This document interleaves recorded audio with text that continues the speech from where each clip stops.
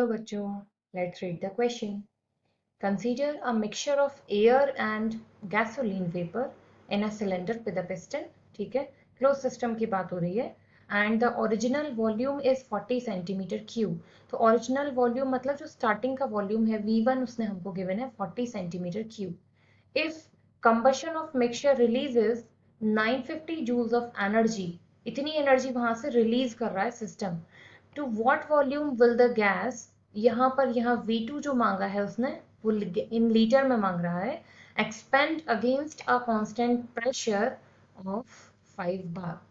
If all the energy of combustion is converted into work to push back piston, तो अगर सारी जो energy वहां पर रिलीज हो रही है वो वर्क के इक्वल हो जाती है, तो ऐसे में उसकी खुद की कोई इंटरनल एनर्जी वहां पर नहीं बचती. तो आज हमारा यहाँ पर की कंसेप्ट क्या कहता है कि हमको यहाँ पर बात करनी है ओवरऑल जो सिस्टम के वर्क करने के बाद वॉल्यूम कैलकुलेट होएगा, मतलब V2 के बारे में वो हमसे यहाँ पर पूछ रहा है, तो उसको हमें यहाँ पर कैलकुलेट करना है. ठीक है, हम लोगों को यहाँ पर क्या क्या गिवन है सबसे पहले हम वो सिंबॉलिक फॉर्म्स में लिख लेते हैं.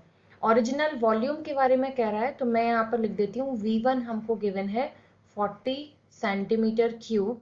इसके बाद वो कह रहा है combustion of the mixture releases 950 joules of energy. तो Q जो है वो इसने हमको दिया हुआ है 950 जूल में, और वो कह रहा है नेक्स्ट वॉल्यूम हमको निकालना है, लेकिन जो वॉल्यूम आपको निकालना है वो निकालना है लीटर में. तो हम क्या करेंगे, इस V1 को भी लीटर में पहले ही कन्वर्ट कर देंगे. तो मैं यहाँ पर इस V1 को वापस से लिख देती हूँ. V1 हमने ले लिया 40 सेंटीमीटर क्यूब से 40 into 10 to the power minus 3 litre. 1 centimetre cube is equal to 10 to the power minus 3 litre. तो वो हमने यहाँ पर कन्वर्ट कर दिया. इसके बाद वो क्या कर रहा है, कांस्टेंट प्रेशर जो है यहाँ पर वो काम कर रहा है 5 bar. तब हमें यहाँ पर V2 की वैल्यू कैलकुलेट करनी है.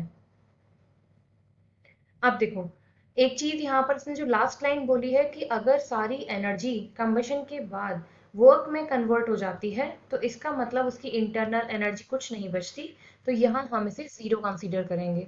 अब इन सबको मिलाकर आपको कौन सा फॉर्मूला याद आता है, delta U is equal to Q plus W, जहां पर W को हम P डेल्टा V से कैलकुलेट करते हैं. तो सबसे पहले हम यहाँ W ही कैलकुलेट कर लेते हैं, P डेल्टा V. तो यहाँ P इंटू डेल्टा V किस में कन्वर्ट हो जाएगा, V2 माइनस V1 में.